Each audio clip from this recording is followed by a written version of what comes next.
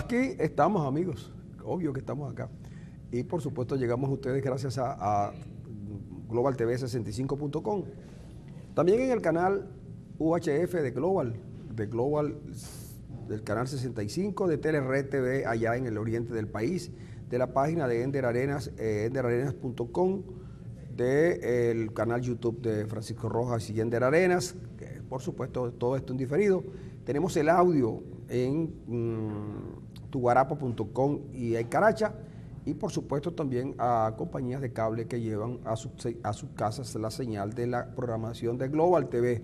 Global TV, como siempre, por supuesto, con ustedes, en momentos de dificultad, pero allí, haciendo las cosas todos los días para que usted esté informado. Pero claro, como en el estilo de Global TV, nosotros hacemos la información para que usted sea el que decida qué hacer con ella. Usted la tiene, usted la disfruta, nosotros se la llevamos a su casa. También les queremos hablar de Periscope, una aplicación que les cuento que esa ha sido un boom para nosotros. Una sorpresa. Una sorpresa.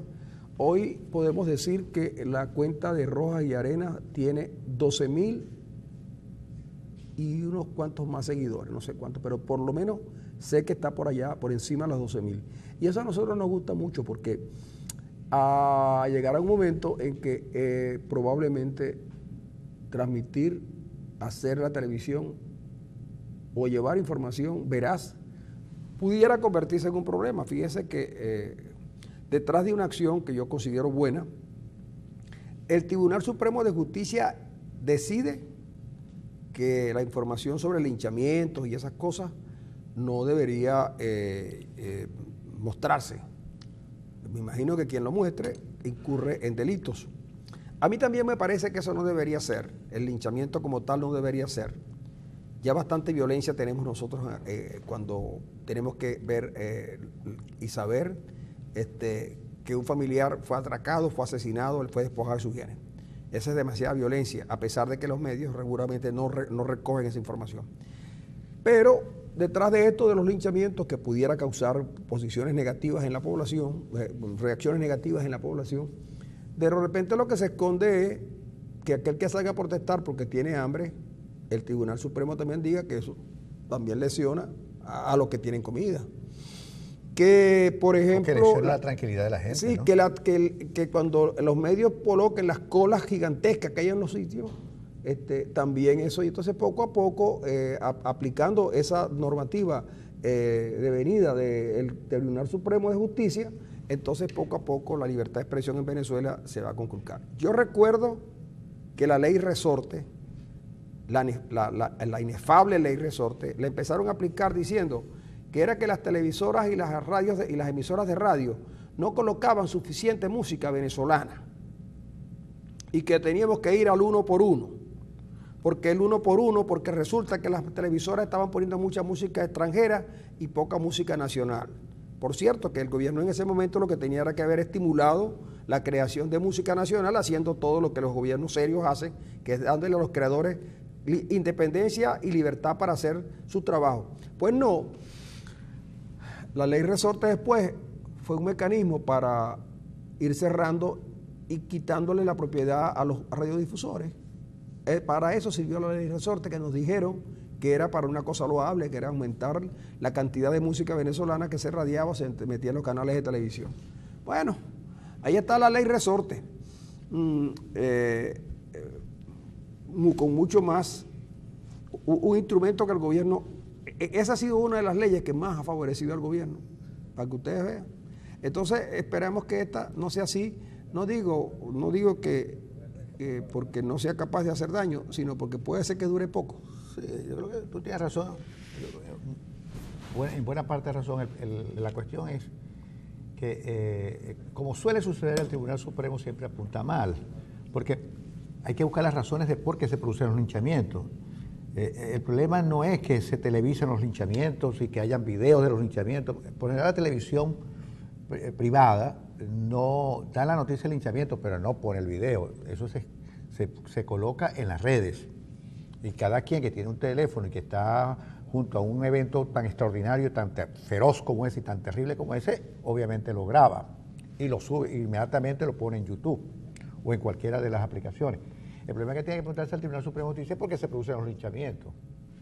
Es decir, si la violencia ha alcanzado tales niveles de que cualquier persona, inclusive muchos inocentes, han sido víctimas de linchamientos por parte de una comunidad feroz, es porque hay la certidumbre de que en Venezuela la impunidad es demasiado grande, de que tú puedes agarrar a alguien infragante y lo llevas detenido y enseguida lo ponen en libertad porque, en algunos casos, porque hay impunidad. Y entonces la gente empieza a tomar justicia por su mano. Entonces, en lugar de prohibir realmente que se graben los linchamientos y se monten en las redes, lo que debería el Tribunal Supremo de Justicia es afinar los mecanismos para que efectivamente no haya impunidad y la Fiscalía y los órganos de seguridad del Estado funcionen efectivamente. Pero aquí ocurre, mira, ocurre que tenemos pelotones en la Guardia Nacional cayéndole a perdigonazos y a gas del bueno a la gente que protesta por el hambre. Pero mira cómo se metieron el rabo entre las piernas con los colectivos. Nadie, tranquilo pues. Entonces, la gente empieza, por temor, a activarse. Y pasa lo de Fuente Ovejuna, que lo mató, o sea, todos a la vez, todos a la una.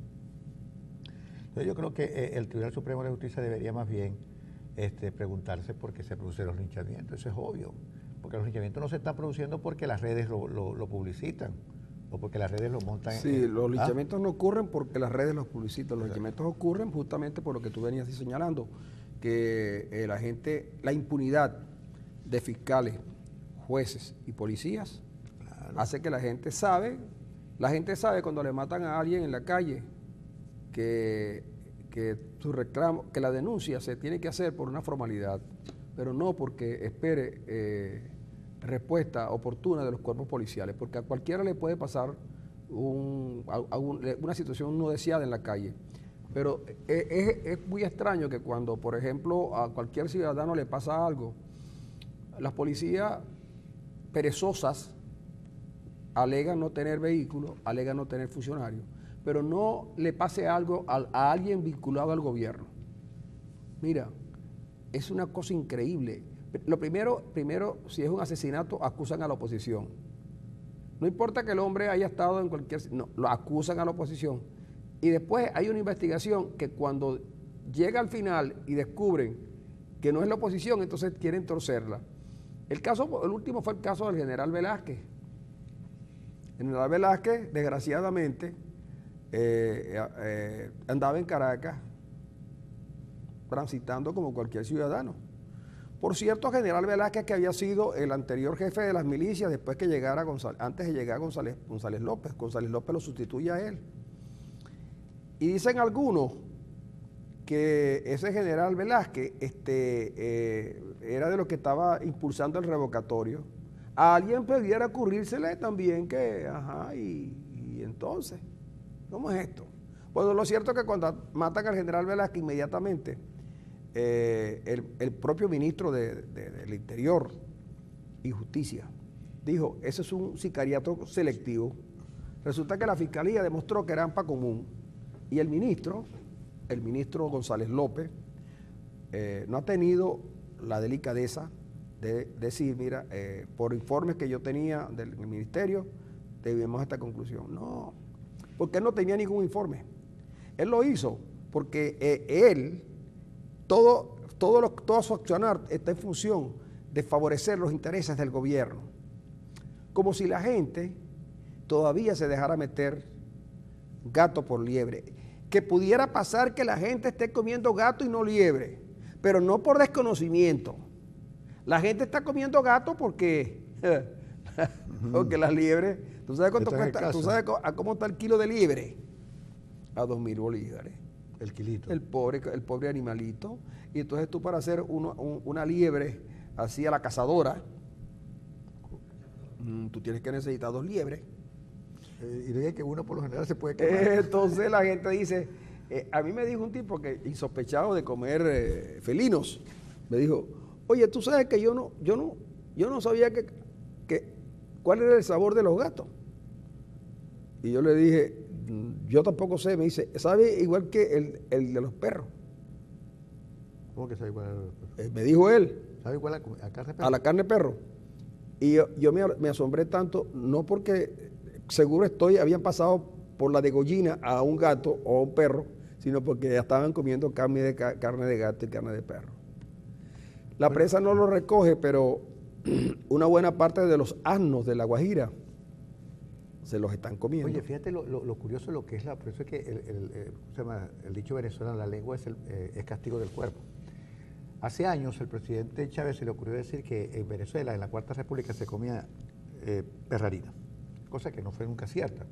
Pues bien, hoy, unos cuantos años después de que Chávez dijo eso, y que se convirtió en una especie de leyenda, de leyenda urbana, resulta que la gente no es que se está comiendo la perrarina, la gente se está comiendo los perros. ¿Ah? Mira qué curioso. No, es primera vez en la historia del país que la gente se moviliza por hambre. Pero mira, hay que decir también lo siguiente, que 1 kilo de perrarina,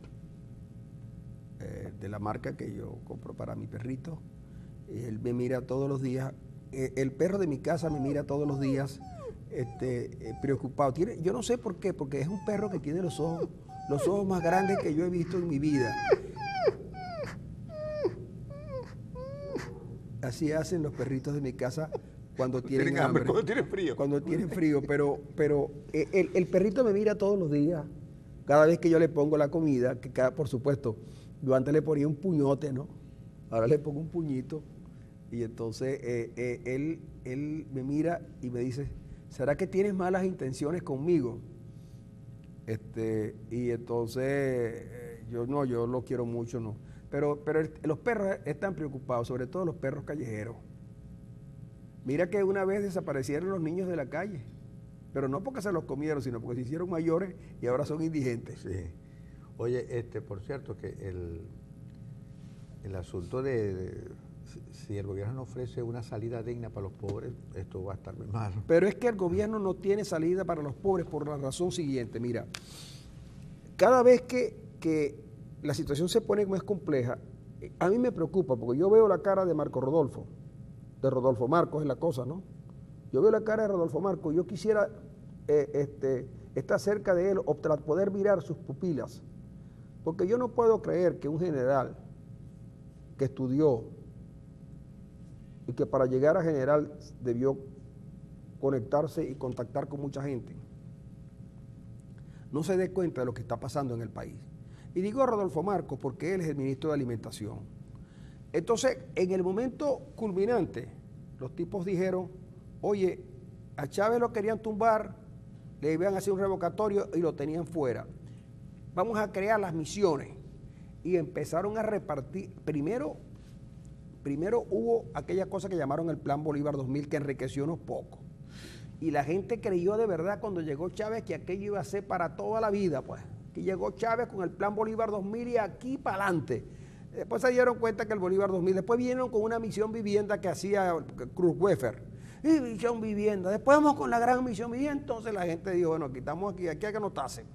Porque descubrieron que al venezolano le gusta el asistencialismo y el clientelismo.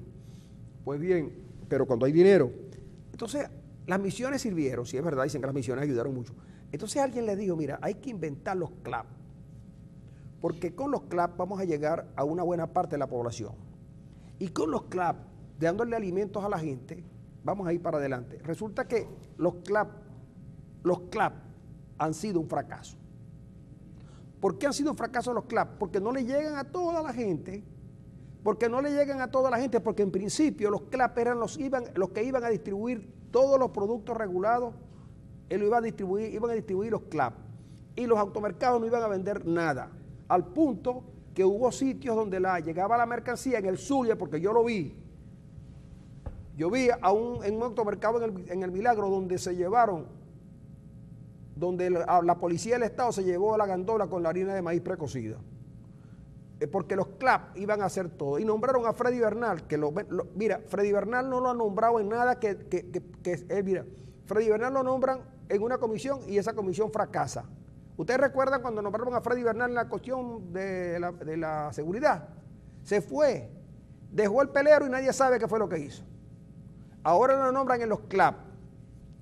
Y resulta que los CLAP no funcionan y porque no puede el Estado tener una cadena de distribución superior a la que tienen las compañías que tienen años trabajando en la distribución, porque se los hemos dicho siempre, no se trata solamente de la producción, también de la distribución. Empezaron a inventar lo del bachaquero, que los bachaqueros se están llevando la alimentación para Colombia, y nosotros tenemos revelaciones, que las vamos a decir ahora, que demuestran que es al revés la cuestión. Pero los CLAP no funcionaron, ahora dicen, no, los CLAP son para 30% de la población. Lo que los CLAP es para 30%, en el fondo es para nosotros. Para el 70%. No, para el partido. 30% para nosotros los chavistas. Los demás que la consigan como puedan. Para eso están los bachaqueros. Pero resulta que los benditos CLAP también están haciendo su negocio. ¿Por qué? Porque hay zonas de Maracaibo, por ejemplo, donde funcionan los consejos comunales, que ahora hay una cantidad de mesitas con los productos de los que debían estar en las bolsas de los CLAP, que por cierto son productos de empresas Polar. Entonces uno dice, bueno, está bien. Primero la idea para ellos nada más, para que los chavistas coman y los demás no. Eso es. Pero además, estos chavistas que son venezolanos, agarran y dicen, si es verdad, ¿por qué le tenemos que dar a Francisco Rojas? Yo me quedé esperando a los CLAP. Y el tipo me dijo, guarde sus 1.500, me dijo un señor honesto, porque era 1.200, pero él me dijo que era 1.500, y yo pensé que era 300 para él. A mí me engañan de cada rato. Y me dijo, sí te vamos a llevar el CLAP, pero ahora son 8.000. Pero 8.000. 8.000 los 5 productos esos que están ahí en la bolsa. Sí, 8.000, saca la cuenta. Saca la cuenta. Entonces, a los bachaqueros le dejaron el 70%. Y a los bachaqueritos del CLAP le dejaron el 30%. Entonces el venezolano, entre bachaco y bachaco, se le va la vida. Claro, y el problema es que cuando el presidente se refiere a esto, mira, ahí el presidente es muy sincero. Y lo dijo con las palabras más increíbles que un presidente puede dirigirse a la gente en horario supervisado. Póngase bravo quien se ponga bravo, pero lo dijo con A y con doble R y además enfatizado. Yo creo que allí, el presidente tiene que tener más respeto por la vida. Por eso es que una vez que el presidente, que es el principal locutor del país, es capaz de decir esas palabrotas frente a 30 millones de venezolanos, uno las agarra para sí y uno también puede decirlas. Si el presidente las dice y no les pasa nada porque el asunto de la ley Resortes no le dice nada, porque tiene que decirle a uno si él es el principal locutor y el primero que tiene que respetar a la audiencia es él. Entonces dice con el ejemplo. Claro, entonces dice aquellas palabrotas en horario supervisado, nadie le dice nada, la ley Resortes se calla, se enrolla la ley. Que va a aplicar la ley Resortes se la aplica y lo vota el presidente. Pero debería decir el presidente, no diga esas palabrotas, que a usted se le ve muy feo porque el bigote le tiembla y se muerde el bigote. No. Entonces uno puede decirlas, pero uno no las dice porque a uno sí se le aplica la ley Resorte. No, y que nosotros no la decimos porque somos gente educada. Entonces, mira, el presidente tiene que morderse la lengua y referirse a la gente. No, pero es que el problema es que tú no. Te voy a decir una cosa. Tú no dices palabrota porque tú eres una persona educada. Tú eres un profesor universitario. Y generalmente el que llega a los medios tiene una educación que le permite actuar con libertad sin transgredir la ley, salvo que pase alguna cosa inesperada. Pero cuando tú no tienes educación, cuando tú te educaste fue en la calle, cuando tú no tuviste interés por la lectura, ni por relacionarte con gente que te pudiera mejorar tus capacidades cognitivas, entonces es evidente que las palabras, ese es tu lenguaje natural. Claro, es tu lenguaje natural. Entonces, la culpa es de aquel, ¿de acuerdo?, que a la hora de seleccionar, en vez de escoger al jugador con las 5 herramientas, escoge uno que no sabía ni siquiera lo que significa la palabra herramienta. Ese es el inconveniente. Ahora, eso lo hemos tenido siempre. Cuando yo en estos días analizaba los libros del doctor, el que hace de la Macate de la Pío Tamayo, me acuerdo ahora el nombre, lamento que se me ha olvidado. Bueno, yo veía algunas entrevistas que él hacía sobre algunos tipos. Pedro Estrada, Pérez Jiménez, Carlos Andrés Pérez, incluso Urdaneta Hernández, y tú descubres que ahí hay unos venezolanos que tenían un sentido de lo que es el país. Pero cuando tú analizas lo que dicen los dirigentes del PSV, tú descubres que ellos no tienen una noción de lo que es Venezuela, ni de cómo se formó Venezuela. Por eso es que no dan con la fórmula, porque da la impresión de que ellos no son venezolanos. Uno no tiene que estar todos los días diciendo que uno es venezolano si uno nació en Venezuela. ¿Te refieres a Agustín Blanco Muñoz, no? Agustín Blanco Muñoz, sí. Uno no tiene por qué todos los días decir que nació en Venezuela porque todo el mundo lo sabe. El que anda diciendo todos los días que yo soy venezolano, da la impresión de que no lo fuera. Pero además de eso, no se trata de ser venezolano porque se nace aquí. Se trata de ser venezolano porque uno esta tierra la quiere y quiere a su gente. Y quiere que el futuro sea promisor. Pero ¿qué ocurrió en Venezuela? Nos decían que con el petróleo íbamos a liberarnos de la pobreza. Quizás por un momento, y tomando en consideración la cifra del Yuri, nos libramos de la pobreza porque unos venezolanos tuvieron que comer 4 o más veces al día. Pero resulta que una vez acabada la bonanza petrolera, los pobres volvieron a ser más pobres y los que no eran pobres ahora lo son. Entonces, la pregunta es para Marco Rodolfo, ¿tú crees de verdad que en Venezuela el hambre es inducida, Marco Rodolfo? ¿Tú crees que son los empresarios, Marco Rodolfo? De verdad que no, chico, mira, yo sé que no, tú sabes que no, pero ¿qué ocurre? Que no quieren entender una cosa evidente, fracasaron, y es verdad, a nadie le gusta reconocer el fracaso. El gobierno de Venezuela fracasó, tuvieron 18 años para resolver los problemas y no lo resolvieron, fracasaron, y ahora, presos de una gran cobardía, son incapaces de enfrentar una oposición dividida. Presos de la gran cobardía son incapaces de enfrentar a una oposición dividida, que les gana las elecciones cada vez que puede.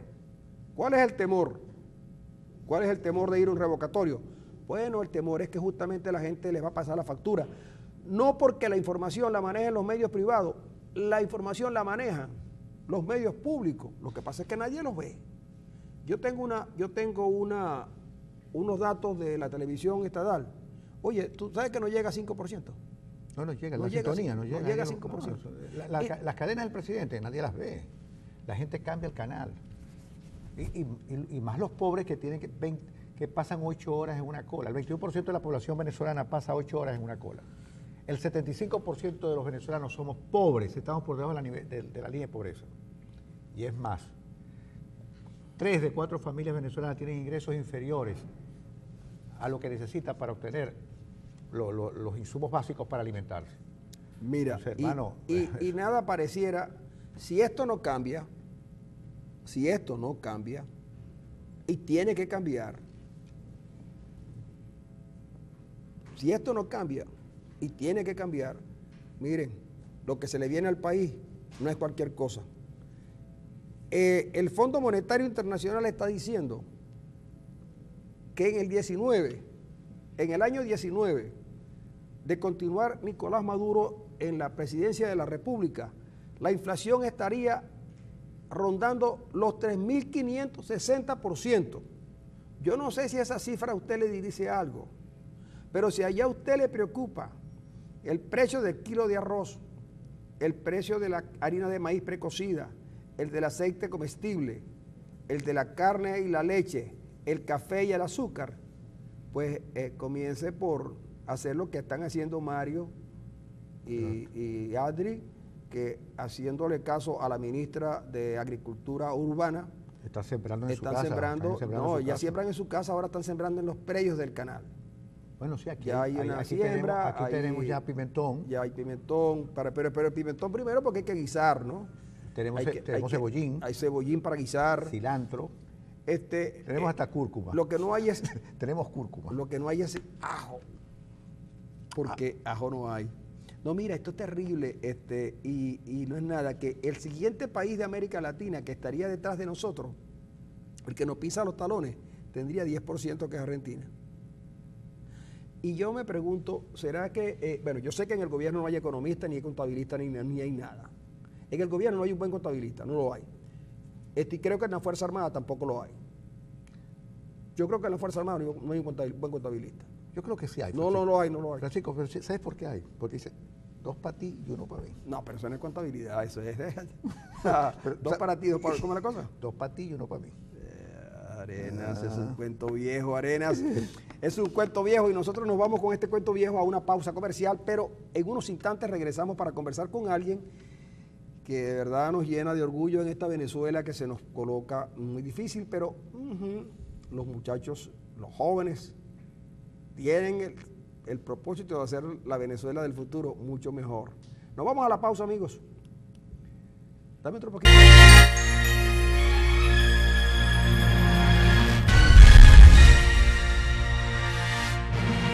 Amigos, hoy ha sido un inicio muy romántico porque en vez de colocar Cerro El Ávila o haber colocado... Bueno, pues es que ya no se llama Cerro El Ávila, está prohibido poner Cerro El Ávila, porque ahora se llama Cerro Guaraíra Repano. Bueno, o haber colocado, por ejemplo, el retiro de Ilan, porque Ilan por fin se retiró. Reapareció Ilan. Ilan se ha retirado 37 veces y ha reaparecido 36. 39.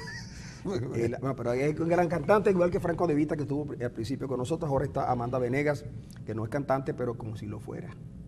Amanda, ella le tenemos que decir que esto no es casualmente un programa de entrevistas, sino más bien de conversación, es donde incluso hicimos que su mamá la acompañara para que ustedes hagan el programa y nos entrevisten a nosotros sobre las matemáticas. Por ejemplo, Arena se sabe todas las tablas, menos la del 7. Menos la del 7. Menos la del 7, porque la del 7 no se le enseñaron. A él, hubo dos personajes en Venezuela que nunca le enseñaron la tabla del 7. A Nelson Merentes, el presidente del Banco Central, y a Ender Arena. Amanda, el programa es todo tuyo. ¿Por qué tú no haces el programa y nos cuentas todo? Cuéntanos, empieza a contar. Bueno, yo participo en Olimpiadas de Matemática. Las Olimpiadas de Matemáticas son competencias donde participan jóvenes que tienen como objetivo medir las capacidades en la resolución de problemas. En la resolución de problemas es una forma de ver la matemática diferente a la que enseñan en los colegios, que es mecánica, que hace que uno le tenga miedo a la matemática, que aburre, que en general hace que la gente vea la matemática como algo extraño, como algo feo. En resolver problemas es creatividad, es intuición, es aprender a ver lo bonito de la matemática. Y eso es lo que se basa en las competencias, las Olimpiadas de Matemática. ¿Y qué es lo bonito de la matemática? ¿Los radicales? ¿Los logaritmos? Todo en la matemática es bonito, solo es la manera de mirarlo. La matemática es la única ciencia que es exacta, que es precisa, donde... Por eso es que a mí no me gusta. Exacto, por eso mucha gente no le gusta, porque en las demás ciencias se basan en observar el mundo y sacar conclusiones a partir de él, pero nunca vamos a tener como la verdad totalmente absoluta, porque siempre pueden haber casos de casos de casos.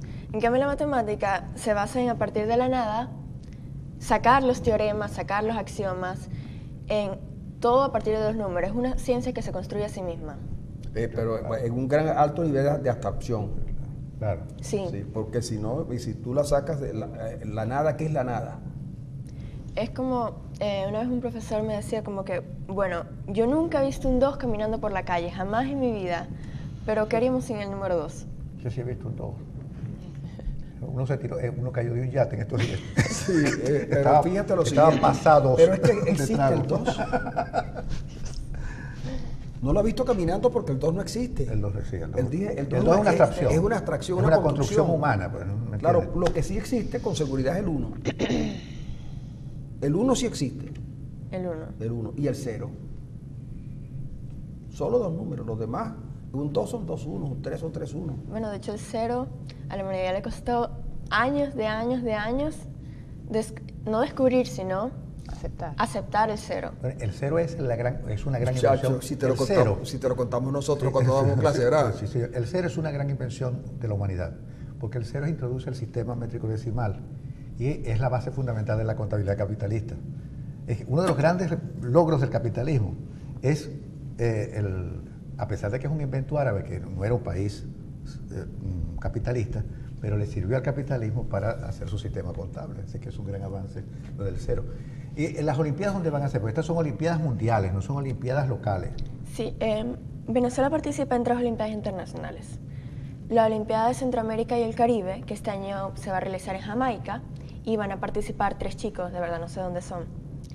La Olimpiada de Iberoamérica y el Caribe, que este año va a ser en Chile, pero esa es como en septiembre. Y la que vamos a ver ahorita, que es la Olimpiada Internacional de Matemática, que se va a celebrar en Hong Kong, del 6 al 16 de julio. ¿Cómo llegaste tú a ser seleccionada para ir a esas Olimpiadas Internacionales en Hong Kong? Bueno, cuando yo estaba en primer año, gané plata en la Olimpiada Nacional y también participé en una Olimpiada que se llama Olimpiada de Mayo, que es una Olimpiada que hace Argentina, pero que uno presenta aquí en Maracaibo o en la ciudad donde estés. Y también me fue bastante bien. Entonces de allí me llamaron para hacer selectivos, para buscar aspirar a la Olimpiada Centroamérica y el Caribe de 2014, que se celebró en Costa Rica. Entonces allí hice los selectivos y quedé con otros 2 chicos, que son los que me van a acompañar a viajar ahorita, que son Ben Pacheco y Iván Rodríguez. Y bueno, desde allí, la primera vez que fui a una internacional fue una muy bonita experiencia, porque yo aquí no conozco... ¿Ya tú fuiste a una internacional? He ido a 3. A 3. ¿Y cómo te ha ido? Pues en la primera centro tuve mención de honor, en mi segunda centro tuve medalla de plata. Nos fue bastante bien a los 3. WEM tuvo O sea, te ha ido mejor que la Vinotinto. Bueno, de hecho se llama la Vinotinto Matemática. Pueden seguirla en la página web y apoyarnos. Qué bueno, pero Es la única parte donde ganaremos algo. Porque... pero es interesante que estemos ganando algo en el mundo. ¿Verdad que sí? En el campo de la sobre ciencia. todo plata. En el campo de la ciencia. Ahora, una pregunta que a lo mejor no es la más adecuada, pero en el colegio donde tú estudias, si quieres no digas dónde, ¿todos los jóvenes tienen una aproximación a la matemática? No, no todos. De hecho, ahorita va una chica de primer año a la Nacional y es la primera vez desde que yo estoy en bachillerato que va alguien más del colegio a la Nacional. Es decir, que estos éxitos que tú has tenido, que son evidentes e incuestionables, deberían servir como para incentivar a los jóvenes a no solamente a preocuparse por el aprendizaje de las matemáticas, sino por otras ciencias. En Venezuela se da la desgracia de que por los sistemas de selección y por la diferencia que hay académica entre muchas universidades, las carreras de los científicos siempre tienen los peores estudiantes en términos de comparado con los que tienen mejores notas, es decir, 10, 12, 14 puntos, cosas, los que no los admitían en ninguna parte, estudian química, física, biología y matemáticas. Ciencias puras. En las partes de las ciencias, claro. Entonces, eso es una preocupación, porque un país que no está trabajando con sus científicos tiene problemas. Este propio gobierno, una institución como el IDIC, prácticamente la tiene al lado. Y a las universidades nacionales. Y a las propias universidades. Pero además de eso, del 1.600.000 venezolanos que están afuera, una parte importante son científicos que provienen de las ciencias básicas. Sí. Entonces, químicos, biólogos, matemáticos. Entonces, tenemos un descuido ahí muy grande. Por eso decía, como broma, que si tú ibas a regresar de Hong Kong cuando tenían las Olimpiadas, porque el que se va... Aquí está su papá. Bueno, que está muy joven además, ¿no? Pero de todas maneras, a mí me dijo un médico, amigo, me habló de ti, y yo me sentí tan contento, porque me sentiría mucho más contento si no fuese ella sola, sino que pudiéramos decir que el colegio, ese colegio es el mejor de todos en matemáticas. Y entonces y la universidad se interesara por esto. La universidad debería interesarse por esto y el Estado debería estar pendiente de estos jóvenes que son capaces de sobresalir y entonces atender sus requerimientos y enviarlos a estas cuestiones para que se fogueen, para que traigan experiencia. Fíjate que la primero que le hace a Arena, le pregunta a broma, porque él es un gran bromista, es si se va a regresar. Porque nosotros, ¿qué le ofrecemos a los jóvenes? Por ejemplo, esta niña. Yo te voy a hacer también a ti, a tu mamá también puede ser. ¿Cómo hacen ustedes para costear el viaje de esta niña a esas Olimpiadas? También. Si aquí, por ejemplo, los muchachos que van a competir en actividades deportivas, a representar el país, el Estado no les da nada. Fíjate que los fines de semana uno ve a los niños que practican karate en las esquinas pidiendo dinero para ir a una competencia. Una competencia, sí. Entonces, ¿cómo hacen ustedes? Pues tiene que ser un enorme sacrificio en estos tiempos para enviar un hijo a un joven. ¿Usted no le está ayudando ninguna institución pública para el pasaje, para los viáticos, estadías, nadie? No sé si es permitido, pero bueno, Fundación Polar es Sí, originalmente quien trabaja todo lo que es la base local y nacional de las Olimpiadas Matemáticas. La Fundación Polar. De allí sale el primer contingente para la prueba canguro, que la hacen en todos los colegios del país. Luego de ahí seleccionan los regionales y de allí van a una nacional. Hasta allí la empresa Polar es la principal protagonista en todo esto, junto con la Asociación Venezolana de Olimpiadas Matemáticas, cuyo presidente es el profesor Rafael Sánchez, que vive en Colombia, y entrena a los chicos de Colombia, porque no es bien valorado en nuestro país. Pero Sánchez es venezolano. Sí, claro que sí. Y entrena a Y los de entrena- Colombia. Entrena. Bueno, no importa porque los Bueno, porque colombianos, además es casi la misma cosa. los colombianos están entrenando a los equipos de fútbol de toda América. Casi ¿no? de toda América. Y hasta los Bueno. mexicanos. Y hasta un Pero presidente- lastimosamente porque él debería estar con nosotros, Sí. aunque él siempre está y él es el que ha liderado todo este proceso Bueno, desde el exterior. Fíjate ¿no? cómo es el trueque. Nosotros le enviamos un matemático y yo le envío un presidente. Ay, por favor. Desde en el año 2014, cuando fue su primera participación, bueno, pudimos costear mitad y mitad entre Fundación Polar y nosotros. Pero ya el año 2015, que ella tuvo que ir a 2 Olimpiadas en Puerto Rico y en México, nos dimos a la tarea de crear un crowdfunding en una página web y a través de ella, afortunadamente, muchos exolímpicos matemáticos que están viviendo en todas partes del mundo, amigos, Es olímpico familia. matemáticos venezolano. Sí, exolímpico matemática. Hay muchos familiares, amigos que desde aquí de verdad le hacemos llegar nuestra más sincera agradecimiento por toda esa colaboración, colegas, médicos, bueno, ¿qué te puedo decir? De todas partes del mundo nos han hecho sus donaciones y para este viaje se necesita una gran cantidad de dólares para llevar al equipo, que serán ellos 3, un líder de delegación y el profesor Eber Nieto, que es un profesor jubilado de la Universidad del Zulia. Quien Eber Nieto. Eber Sí, yo sé, Nieto, sí. Él ha estado siempre con las Sí, que él es Olimpiadas. como el líder actualmente nacional, es quien va a ir a acompañarlos. Entonces son 5 personas, pues llevar pasajes desde aquí hasta Miami, San Francisco y luego Hong Kong, pues una cantidad bien considerable y gracias a Dios, pues ¿Estás mucha preparada gente. para ese viaje que es tan largo? Para el viaje, sí. Sí. para el viaje. Sí, le puede Mira, ca- y un entrenamiento para las Olimpiadas Matemáticas implica ejercicio físico, ¿no? ¿O no? Bueno, eso se lo pido hacer yo, que haga ejercicio porque hace mucho ejercicio mental, pero no, a veces no quiere moverse físicamente, yo, ¿no? con eso, mire, yo, de verdad que yo conocí a alguien también muy jovencita, Ajá, que era una brillante estudiante en física y matemática. ajá. Ella después estudió ingeniería mecánica y se hizo una excelente estudiante de ingeniería mecánica. Pero yo nunca pude lograr que ella hiciera ejercicio. Yo me acuerdo que había un ejercicio llamado La Estrella. Ajá. Y ella era, nunca aprendió a hacer la cosa de la vuelta. Y entonces yo... Era torpe, pues. No, pero que no le gustaba. Bueno, pero no le gustaba. A lo mejor heredó del padre, ¿viste? No, bueno, también, pero yo no le gustaba, ¿no? Y yo después dije, y tuve después otra hija también, y tampoco le gusta, y bueno, a lo mejor eso lo sacan de su mamá. Pues yo creo que es de su papá, porque su mamá yo tengo entendido que baila. Pero lo cierto es que, mira, yo les digo que si ustedes pudieran medir la alegría que yo siento hoy, se darían cuenta que siento una alegría infinita cuando uno tiene cerca a alguien que se destaca y que lo hace porque tiene condiciones naturales y además cuando consigue que alguien le patrocine una cosa como esta. Sí, señor. Porque el Estado debería estar preocupado. El Estado debería tener esa suerte de scout que tienen los equipos de grandes ligas para ir chequeando en cada colegio los mejores y ahí los incentivando. Como hacen en todas partes. Exacto. Y de una vez garantizarles unas becas de estudio, lectura, viajes al exterior, cupos universitarios, porque así se construye un país. Entonces uno dice, bueno, efectivamente, este es un colegio, uno y ahora otro.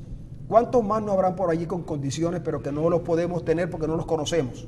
Porque la labor del Estado no se pierde. Yo hace días también me vi una niñita, Sabrina Salas. Estudié en un colegio, por supuesto, un gran colegio. Es brillante en matemáticas. Y uno, así como ella decía, que las matemáticas la gente, los profesores las hacen aburridas, no sé qué cosas. Yo estoy convencido que una buena parte de los venezolanos le tienen terror a la matemática porque sus profesores fueron mal formados y ellos no entendieron la realidad, lo que significan las matemáticas. Y las podíamos mejorar. Ahora, tú tienes razón, porque como son el hecho, nosotros hemos sido profesores, sabemos cuándo aburrimos al auditorio. Sí. Obviamente que sí. Terminaron. Los estudiantes a veces que no se comen ni siquiera un pastelito para entrar a clase, no pueden pensar, no pueden. Claro. Un pastelito se empiezan a funcionar las moléculas del Con cerebro. 2 pastelitos, sí. Pero fíjate, yo tenía un profesor de matemática que llamaba Joselo. Lo llevaba. Era igualito a Joselo. Y dentro de la clase era un divertimento. Entonces, chico, fue el único año en que yo saqué 20 en matemáticas. Porque Bueno. entrar a la clase ya era divertido. Porque Lo llamaban Joselo. Lo llamaban Joselo, pero además él lo interiorizó y decía, no es verdad. Después de cada problema decía, no es verdad. y parecía vocero. Ahora, Amanda, aparte de las matemáticas, ¿qué lees? ¿Qué leo? Sí, porque hay estudiantes que matemáticas, entonces... Bueno, cuéntale cómo entrenas y cuánto y qué haces de... Bueno, nosotros entrenamos básicamente haciendo problemas y leyendo temas de matemática. Y aparte me gusta leer novelas y cosas ¿Tú leíste así. Alicia en el País de las Maravillas? No, no lo leí. ¿Tú sabes quién escribió Alicia en el País de las Maravillas? ¿Cómo matemáticamente? Un tipo llamado Lewis Carroll, que ese no es su nombre, es un seudónimo. Ese tipo era un gran matemático y escribió ese libro para el decano de la facultad donde él daba clase. Búscalo. Ya, Búscalo y te lo llevas. es una gran lectora. Búscalo y te lo llevas, y lo vas a leer rapidísimo. Pero lo que quiero es que lo leas y trates de desentrañar qué es lo que hay en esa historia. Los jóvenes ahora leen una particular literatura, porque bueno, por los medios y todo lo demás, entonces los muchachos se llenan de los Harry Potter, ¿cómo se llama?, del asunto De Narnia. de Narnia y de esas cosas, En ¿no? estos días leí un libro que es de un venezolano. No me acuerdo cómo se llama el venezolano, No pero importa. sé cómo se llamaba el libro. Se llama Etiqueta Azul, Blue Label. Ah, como no, es un excelente libro de muy Sánchez bueno. Rugeles. Dice un amigo De nuestro, Sánchez Rugeles. que está en el estudio ahora, que ese es uno de los mejores novelistas venezolanos Ese- de y la época. además, yo creo que, ahí está Ronald, es la mejor novela de Sánchez Rugeles. Sí. El Blue Label Etiqueta. Él estuvo con Azul. nosotros. Es La extraordinario. cuestión fue que yo estaba en el aeropuerto de Caracas porque regresaba de un entrenamiento y como que no tenía nada que hacer y traté de comprar, busqué un libro y llegué a una librería donde encontré como que 3 que me gustaban y ese era como el que estaba más barato y yo, bueno, voy a llevar este, se ve chévere y estuvo demasiado bueno, me encantó. Sí, además es una excelente novela. sí, No, cómo es una excelente novela. Es una excelente Y novela. Sánchez Rugeles estuvo aquí con nosotros en una oportunidad. Él no está viviendo en Venezuela, vive en España. Te voy a recomendar también el libro de Esther, que también es una buena novela venezolana, porque hay una cantidad de escritores jóvenes, así como tú eres buena en matemática, hay una camada de escritores jóvenes venezolanos que han suplido la ausencia de traídas de buenos libros a Venezuela por el asunto de las divisas, pero han llenado un vacío. Y tenemos extraordinarios escritores venezolanos jóvenes, tan jóvenes. Aquí tuvimos un muchacho que escribió una saga, bueno, que no tiene nada que envidiarle a Harry Potter, Venezolano. Ingeniero químico. con la diferencia de que no tiene un aparato publicitario ni un aparato editorial. como que tiene la señora. Pero tiene el apoyo de una editorial española. Sí. Alfaguara Correcto. es, Alfaguara, sí, Alfaguara. Alfaguara es la editorial. Y entonces, un jovencito, igualito que como estamos hablando con ella, y venezolano de Valencia. Y es buenísimo además, es un tipo que no se pierde de vista. Vas a estudiar ingeniería mecánica, ¿no dijiste? Piensas. sí, estudiar. piensa. ¿En Venezuela o...? Sí, y disculpa, ¿usted es matemática, no? No, yo soy médico. ¿Usted es médico? Sí. ¿Y su esposo? También También médico. es médico. ¿Y cómo? Porque, ¿verdad? Pero bueno, tenemos unos antecedentes. Mi padre era profesor de lógica y matemática en la universidad, mi mamá también. Su papá, pudiéramos saber cuál era. Fermín Ledesma. Fermín Ledesma, no, Sí. no recuerdo. Mi mamá, María Cristina Solaeche, también fue profesora de la universidad, ingeniería.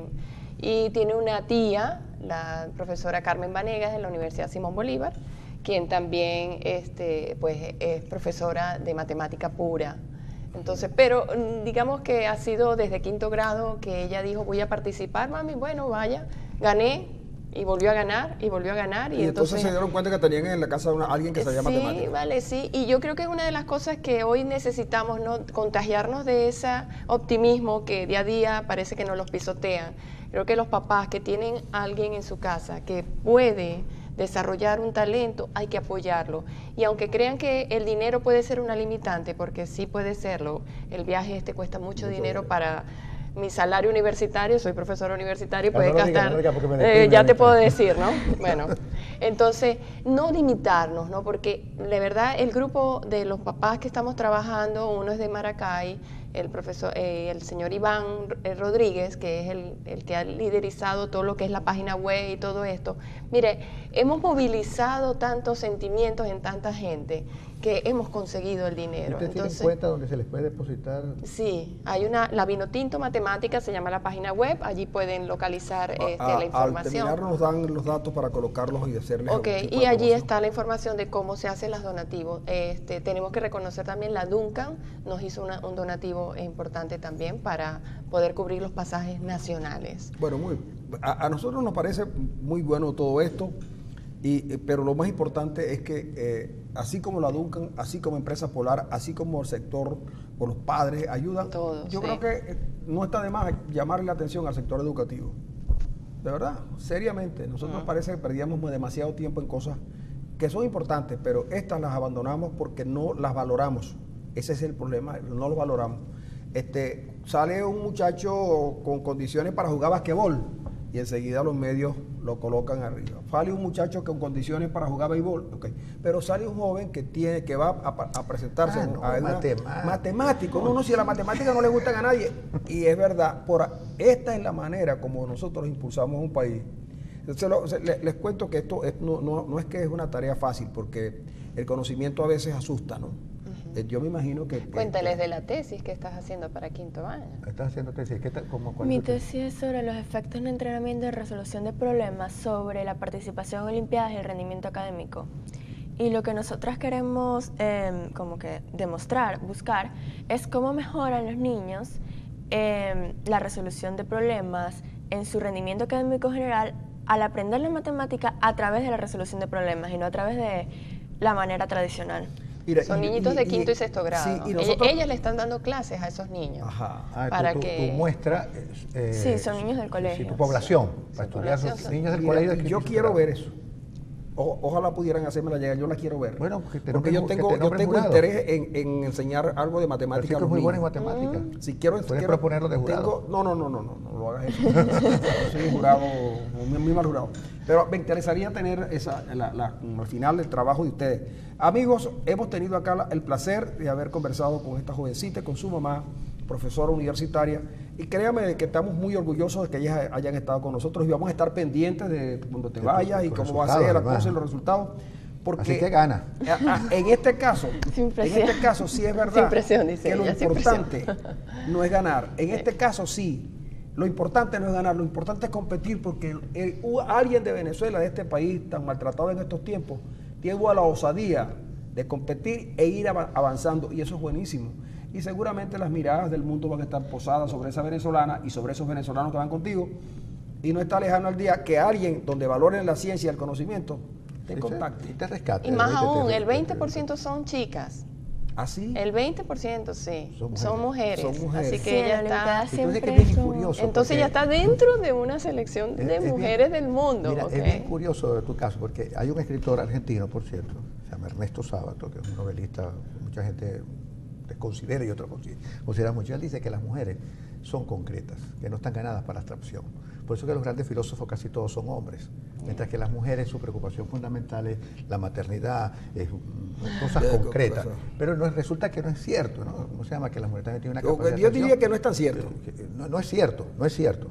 Es decir, imagínate, hay grandes científicas, la Curie es una extraordinaria científica, con un gran poder, una gran capacidad de abstracción. Entonces, no es verdad esa sentencia que hace Ernesto Sábato, creo que lo hace en El Túnel o en Gabaldón, El Exterminador, creo que hace esa sentencia, Ernesto Sábato. Eso no es verdad. No, pero es que yo te digo, no es que no sea verdad, sino que ¿cuántos van? Como 400, van como 400. Si ella está en el 20%. Ella sabe más o menos. Si ella está en el 20%, si el 20% de 400 son mujeres. No sé por qué la mujer no tiene que hacer No, abstracción. De hecho, estoy diciendo, no, lo que pasa es que yo no discuto mucho con él porque él tiene afirmaciones muy tajantes. Yo no estoy haciendo esa afirmación al hacer, Ernesto Sábato. Pero yo te digo que Sábato, bueno, no nos se pongan a estar, es que estas discusiones son de todos los días. Pero lo importante aquí es la joven y su mamá. Sí, es verdad. Ellas son las estrellas. Nosotros esperamos que usted regrese, no importa el lugar que hayas obtenido. Si lo tienes el más alto, mucho mejor. Ahora, pero de todas maneras, tú nos haces sentir orgullosos y vamos a estar pendientes de ti. Casualmente, cuando se acaba de ir alguien muy importante en el mundo del boxeo, del deporte, tú apareces también ahora, ¿no? Claro. Nosotros, que éramos grandes creadores de boxeadores, futbolistas, bueno, futbolistas no tanto, pero de jugadores de béisbol, ahora tenemos una matemática. Claro. Y cuando regreses, seguramente la universidad tendrá para ti un homenaje. Mire, y si quieres llevar a alguien que hable chino. Claro, claro. Pero en Hong Kong. Sí. Arenas habla bien el chino. Sí. Arenas aprendió el chino en la Manzana de Oro con unos chinos que llegaron Unos allí chinos hace- lavanderos que llegaron que allí. llegaron allí, sí. Y aprendí chino. Sí. Ya les decía usted, ya le decía señorita que no tome en serio lo que es en serio, pero lo demás, aparte, porque este es un programa para hacer reír a la gente en las mañanas, sobre todo en estos tiempos, cuando el país mejore, le dé nosotros vamos a mensaje, ¿no? desaparecer de escena. Probablemente Que le sea dé por el mes de mensaje a julio los que estemos chicos, nosotros, el país haya mejorado y nosotros nos hayamos marchado. Mire, y finalmente, ¿qué le dirías tú a los jóvenes como Mira la tú que cámara. están ahí soñando, pero que a veces los sueños no pueden ser realizados? Yo creo que lo más importante es que aprovechen sus talentos.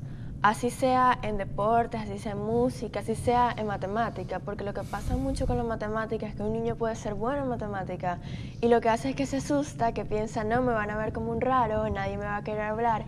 Y no es verdad, el mundo actualmente está muy abierto a esas cosas. A mí en el colegio, en verdad, yo le doy las gracias del mundo a mis compañeros que jamás me han rechazado, al contrario, me apoyan y me ayudan en lo que pueden. Y yo creo que uno tiene que sentirse orgulloso de lo que hace, así te guste, no sé, hacer cepillados, bueno, tienes que ser el mejor haciendo cepillados. Porque eso es lo importante ahorita, eso es lo que echa Mira, para y adelante un país. una última cosita, ¿tú ayudas en las labores del hogar? Claro. Ok, perfecto. Mueve las manos. Sí. Con eso, Para ver las manos. A ver. con esto, amigos, despedimos a nuestra invitada. De verdad, estamos muy contentos. Despedimos también a su mamá. Nosotros vamos a seguir tu trayectoria, a ver cómo está la cosa. Y ya sabes que cuando regreses, vuelves con nosotros, si es que la situación del país Nos permite. Nos lo permite. Si mejora la situación del país, nosotros nos vamos. Nosotros estamos aquí por un periodo hasta que la cosa cambie, hasta que el arroz vuelva a costar, hasta que le quiten los 3 ceros al kilo de carne. Hay que quitar, sí señor. Amigos, fue un placer haber tenido aquí a Amanda Venegas y a su mamá, Flor Ledesma. Flor Ledesma, que nunca le preguntamos Flor a Flor cómo. Ledesma. Ledesma. Parecía que la conocemos hace tiempo. Cuando dijo que era profesor universitario, iba a dar, Y iba a dar, además iba a decir el sueldo. El sueldo. Yo Arenas- me sentí realmente solidario con ella. Arenas le dio un dolor a Arenas. Claro. Bueno, pero aquí vamos a estamos. ganar de ahora en adelante $50 mensual. Eso está muy bien. Sí, Amigos, por despedimos favor. vamos es. a la pausa. Regresamos con ustedes nuevamente para seguirles hablando de los clubs. Bueno.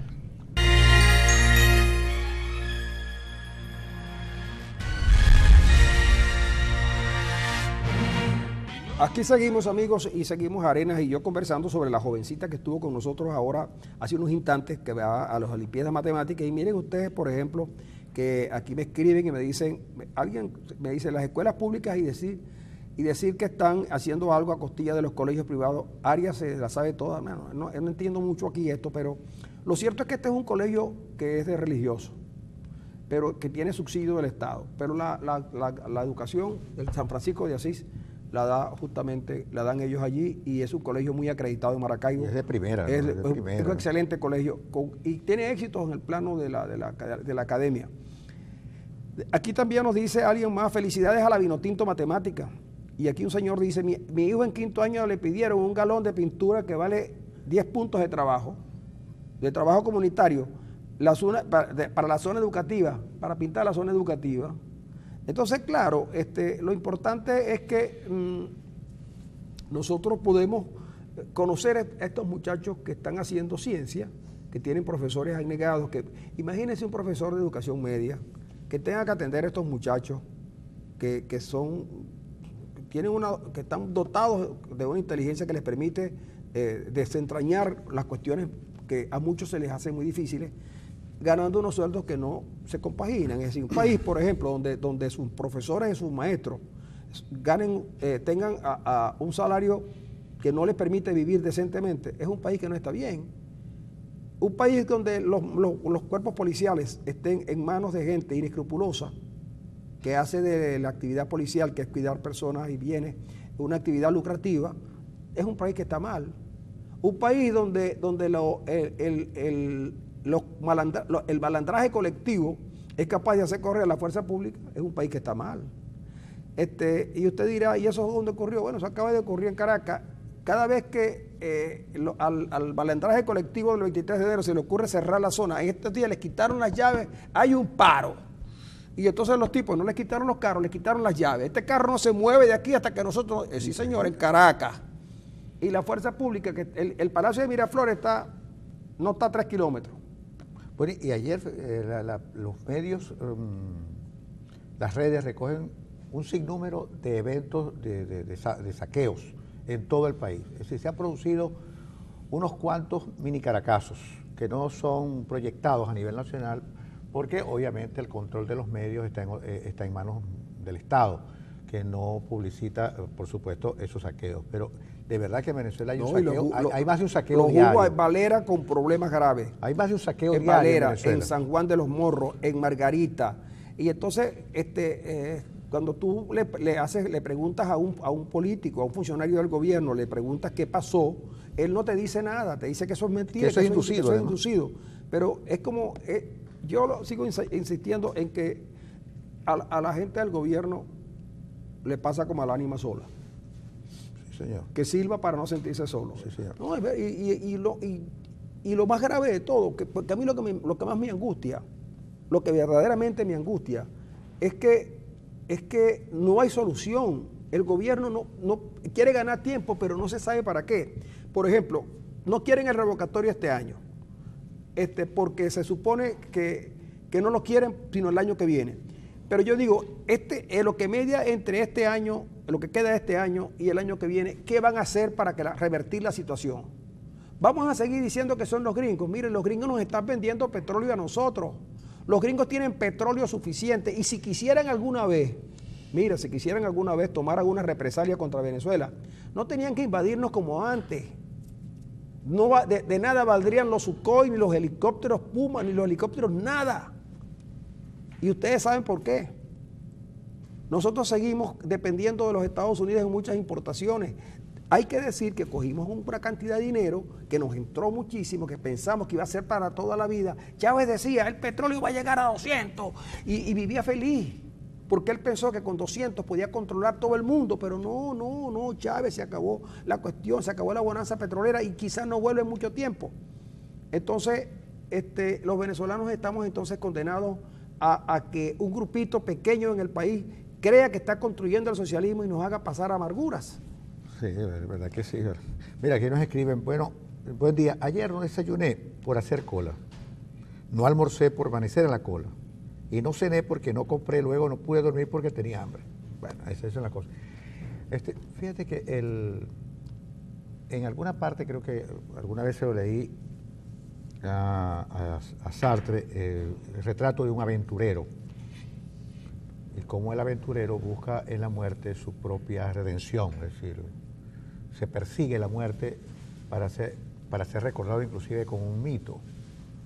Así que mucha gente que muere se convierte en un mito. El ejemplo del Che Guevara, persiguió la muerte hasta Bolivia, la persiguió en la Sierra Maestra, la persiguió en Angola y fue a morir en Bolivia. Sí, la persiguió un hombre enfermo, porque el Che Guevara era un tipo enfermo, que se metía en empresas que él físicamente no podía hacer, digamos que con una enorme vocación suicida, ¿no? Sí, bueno, fíjate, entonces ahí persiguen la muerte hasta que la logran, hasta que no es que la consigan, sino la muerte los consigue a ellos. Y se convierten en leyenda. Es decir, pero justamente los grandes mitos mueren jóvenes. Marilyn, Elvis Presley, John Lennon, John Fitzgerald Kennedy. Así se convierten en grandes mitos porque mueren, la tragedia lo persigue y mueren muy jóvenes, ¿no? El Che Guevara. Y el presidente Chávez muere relativamente joven, muere a los 50 y tantos años. Chávez no tenía 54 años. Pero miren, claro, en el fondo Chávez se convierte en un mito, puede convertirse en un mito, hay un esfuerzo por convertirlo en un mito, pero que a la larga, fíjate, corrió con una enorme, se salvó de la responsabilidad de asumir por entero la crisis en la que él nos metió. Hoy la gente prácticamente culpa totalmente a Maduro. Bueno, es una crisis que profundizó Maduro, pero que la heredó de él. Él se salva de ser el políticamente responsable de la enorme tragedia por la que estamos atravesando porque se le atravesó la muerte. Entonces, mira, fíjate tú que eso de la muerte, acabo de leer que asesinaron en Carúpano al padre del diputado Robert Alcalá, que es el secretario general de en Cumaná, al padre. Y fíjate tú, murió y todavía no se sabe cuál fue la situación, cuál fue la razón y cómo fue. Pero fíjate tú una cosa, me cuentan que el Tribunal Supremo de Justicia en la Sala Constitucional, que tiene que tener facultades para ello, declaró que el mango maduro era la fruta nacional. No te lo dije. Pero el mango maduro. El mango maduro es la fruta nacional. Pero el mango no el verde. El verde no. No, el maduro. El maduro. Oye, se le pasó a Copey cuando gobernó, pero haber puesto el mango verde. Claro. Pero el mango va cambiando. El mango, chico, el mango es raro porque el mango es verde, ¿no? Después toma unas tonalidades que se va degradando el verde y va tomando otros colores hasta que se pone maduro. Pero el mango maduro hay que tener cuidado con él. Se cae de la mata. Sí, y se golpea. Y hay gente que lo coge porque está bajito. No, y se golpea. El mango maduro se golpea. Y entonces a veces no sirve para nada. No, ni para jalea. No, porque las jaleas se hacen mango verde. con mango verde. Sí. Pero para jugo. Ahora, el mango maduro, también puede correr riesgo, porque al final se seca y queda nada más que la semillita.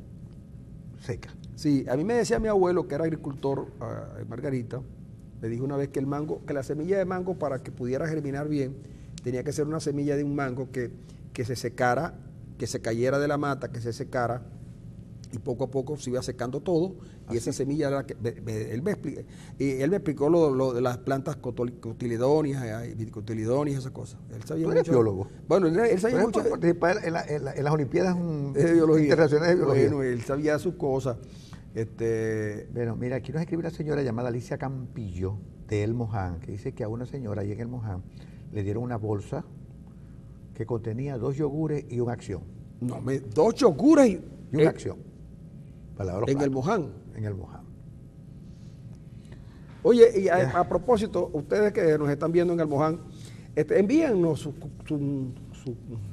planteamientos, escríbanos para los mensajes de texto al programa para nosotros tratar esos asuntos, porque generalmente los temas más tratados son los del país y los del Maracaibo, pero usted en La Cañada, usted en La Concepción, usted en Machica, usted en La Villa, usted en El Moján, usted en San Francisco, envíenos información para nosotros trabajar esos temas, cómo están las cosas por allí, porque siempre es bueno saber cómo van las cosas en esos lugares, sobre todo porque Ender Arenas va a lanzar su candidatura a la gobernación del estado en las dunas.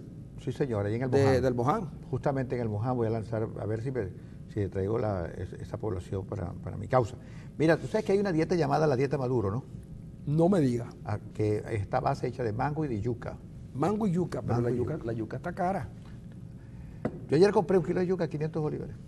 Está barato, ayer estaba barata, ¿no? 500 bolívares, imagínate. Mira, 2 personas ya me han dicho que han comprado yuca porque a pesar, rinde más 1 kilo de yuca que 2 plátanos o 3 plátanos. Sí, no. El plátano está a 250 bolívares. El plátano, la unidad. La unidad, a 250 bolívares. Claro, hay unos chiquititos, que no es aquel que se comía el señor acá y que decía inchenchible. Ese no, ese plátano no tiene precio. Mira, destrozos, vehículos quemados y más de 30 detenidos en saqueo de Aroa, protestas en el Tocuyo, Estado Lara, en La Piedad, Cabudar, Estado Lara, saquearon un camión con pollos vivos, y en Caracas han bloqueado la avenida La California por escasez de alimentos. Oye, aquí felicito a Gilbert, que está en San Fernando de Apure. Dice que la transmisión ya ha estado perfecta. Bueno, gracias, Gilbert, que siempre estás pendiente de nosotros. Dice aquí un amigo que nos escribe que hay que enviarle al presidente de la República correos, cartas, Twitter, lo que sea, para que se entere de la realidad hasta que decida hacer algo drástico y efectivo. Mira, y lo malo de todo esto es que, fíjate tú que el CNE no termina de dar alguna información sobre la firma. Oye, sí, Rodríguez dijo que el único que da información sobre la firma es Jorge Rodríguez, que no es miembro del CNE, oficial, ¿no? Mire, aquí tiene últimas noticias, un titular de últimas noticias. Viene materia prima para la comida. Eso. Qué bueno, ¿no? Qué bueno, bueno. es que Últimas Noticias hace 2 años, hace 2 años, dijo, en 2 meses los anaqueles se llenarán de alimentos. Lo dijo Carlos Osorio. Y un filósofo español dice, las colas son por el aumento en la capacidad de consumo. No me digas. No puede ¿Cómo se ve que ese español vive en Madrid? Este es un señor llamado Errejón. que probablemente sea el primer ministro en un gobierno de Podemos. un gobierno de Podemos, que el partido chavista en España. Y alguien que me llamó de España me dijo, Francisco, ¿es verdad lo que dicen de los chavistas? Y le digo, y más. Y es verdad, y más. Caray. Pero, mira, mañana yo voy a traer, mañana sí, ya mañana lo prometí desde hoy, mañana voy a traer el paquete de harina de maíz precocida, colombiano, y una venezolana. Yo no voy a hacer cuestiones de valor, no voy a colocarle a ustedes las bondades de cada uno, pero quiero traerla para los precios, porque voy a traer la factura. Esta es la factura que me van a dar en el negocio de los bienes colombianos, que están llegando a Maracaibo. No solamente que está llegando harina de maíz, es que está llegando champú en ¿cómo se llama? Papeletica, está llegando también azúcar, están llegando muchos productos colombianos. Y yo me pregunto yo, si la frontera está cerrada, ¿cómo vienen los bienes para acá? Esa es la primera pregunta. Hay contrabando ahora de Colombia para acá, ¿no? Yo no sé si es contrabando, no debe ser contrabando porque lo están vendiendo en sitios, en supermercados que no pueden vender ese producto. Algunos empresarios están haciendo el esfuerzo de traerse de Colombia los bienes que en Venezuela escasean. Lo que pasa es que no está mal la idea, porque en Venezuela esos productos antes se podían producir, pero lo están trayendo de Colombia. Yo recuerdo cuando el paro petrolero, que traían, hubo el paro tan fuerte, que empezaron a traer de Colombia un poco de mercadería, mucho más costosa, y la gente la buscaba, pero una vez que se... Los refrescos, ¿te acuerdas de los refrescos? Sí, ¿no? Sí, era para una Navidad, una cosa, y una vez que todo fue restituido, pues se dejaron de traer. Ahora los están trayendo, y esos son unos empresarios zulianos, digo yo, venezolanos, que dieron la oportunidad de negocio. Ahí me dijo una señora que estaba colocando en los anaqueles, tenía un logo de una empresa que era la que traía la harina colombiana, que la estaba colocando en los anaqueles de un supermercado en el norte de la ciudad. Me decía que con ellos había contratado directamente el gobierno regional para traer esos productos. Ajá, el gobierno regional contrató con ellos. Bueno, eso es lo que me dice ella.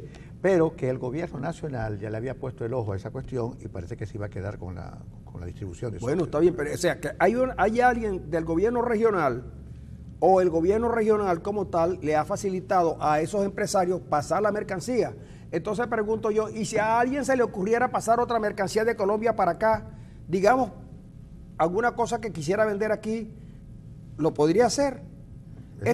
Esto que te dijo la señora es cuestión de preguntarle a alguien de la gobernación del estado, porque efectivamente los productos son colombianos. ¿Quién los deja pasar? ¿Está cerrada la frontera o está abierta la frontera? ¿O es que la frontera la abren para algunos y no para otros?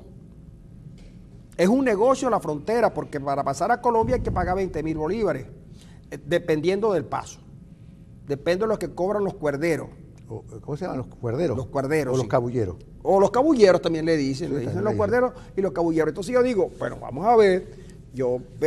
A la otra pregunta, ¿por qué permiten que en Venezuela se venda harina de maíz precocida a 1.000 bolívares colombianas? 1.200 ya. 1.200 ya. ¿Y por qué no permiten la otra? ¿Por qué la otra la quieren que la vendan a 119? A 190. A 190, ¿por qué? ¿Qué es la diferencia entre la mercancía colombiana que tiene que pagar flete, digo yo, y que tiene que ser comprada? Yo pregunté ayer cuánto costaba en Éxito, en Barranquilla, ese paquete de harina de maíz precocida. Sí, me lo dijeron. Entonces, pregunto yo, ¿quién tiene el negocio? No importa.